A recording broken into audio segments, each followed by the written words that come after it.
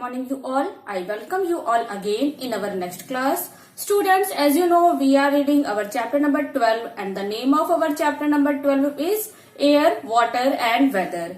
Today we are going to know about the evaporation and the weather and about condensation. Take your book, open your chapter number 12, page number 114.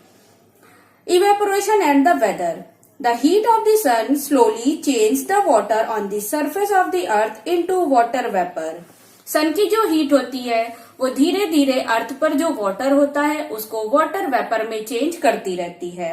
This process of change of water into water vapour on heating is called evaporation. पानी का गर्म होने के साथ ही भाप में बदलना evaporation या वाष्पोत्सर्जन कहलाता है. Evaporation may be slow or fast depending upon the following factors. Students, evaporation slow भी हो सकता है, fast भी हो सकता है. Evaporation के slow या fast होने में निम्नलिखित दिए गए factors या कारक कार्य करते हैं. Okay? So the first one is wind. Wind मतलब हवा. Evaporation is faster when it is windy.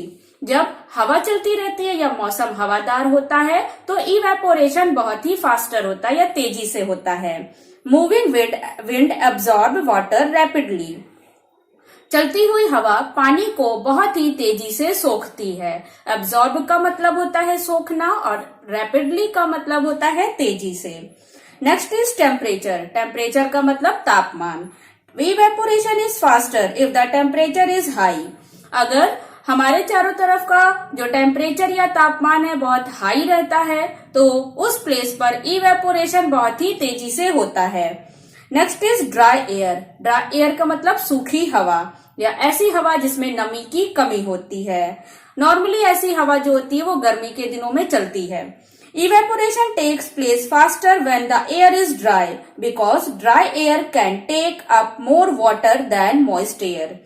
Students, जब सूखी हवा चलती है या ड्राई एयर चलती है तो इवेपोरेशन बहुत ही फास्टर होता है क्योंकि ड्राई एयर में जो वाटर होता है वो जल्दी अब्जॉर्ब होता है. ठीक है. और अगर हवा में नमी होती है तो इवेपोरेशन बहुत ही स्लो होता है. बारिश के दिनों में और ठंड के मौसम में इवेपोरेशन स्लो होता है क्योंकि बारिश के मौसम में ऑलरेडी हवा में मॉइस्चर या नमी होती है. Okay. Next is surface area या सतह. Evaporation is faster if the exposed surface area of the liquid is large. अगर पानी किसी एक्सपोज या लार्ज एरिया में रखा हुआ या पानी का जो सरफेस है वो लार्ज है या फैला हुआ है, वो जितना ज्यादा फैली हुई जगह में रहेगा उसका इवेपोरेशन उतनी ही फास्टर या तेजी से होगा. So these are the factors जिन पर इवेपोरेशन डिपेंड करता है कि इवेपोरेशन तेज होगा या इवेपोरेशन स्लो होगा. Okay, now let's know about the condensation. The change of water vapor into water on cooling is called condensation. Students, condensation is the opposite process of evaporation.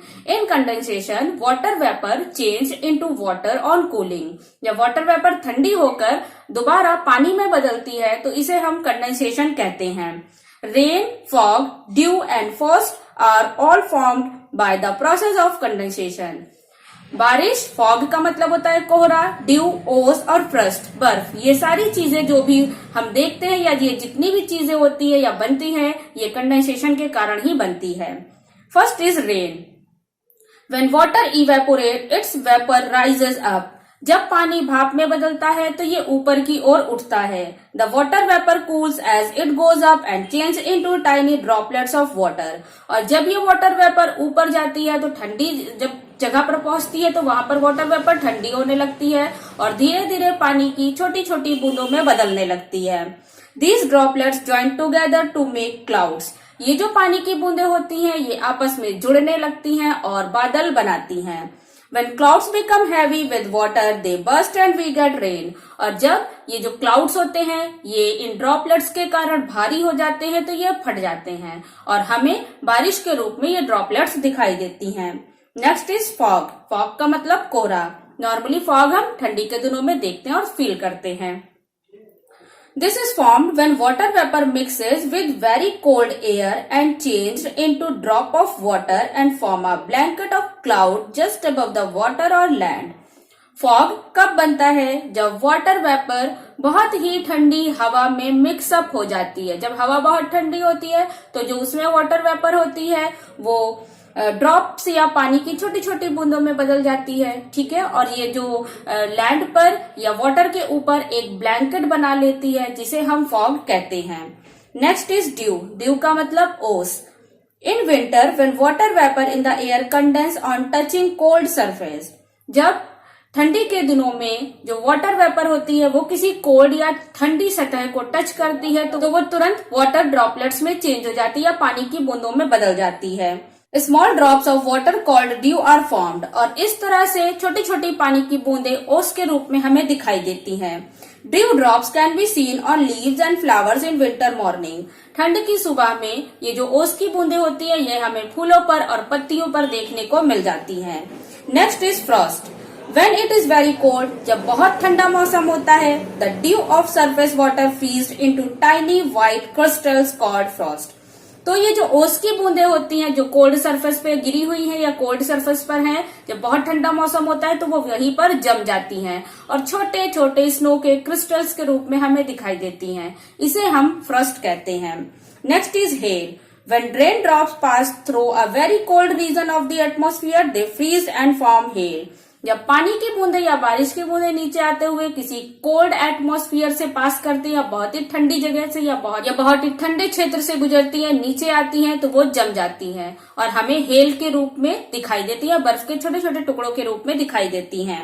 Next is snow. Snow means ऐसी बर्फ जो रुई की तरह होती है। When water vapor is suddenly cooled, it freezes into tiny white snowflakes। जब water vapour या भाप अचानक से ठंडी हो जाती है तो ये हमें बर्फ के बुरादे या भुर्रे के रूप में दिखाई देती है जिसे हम स्नो कहते हैं।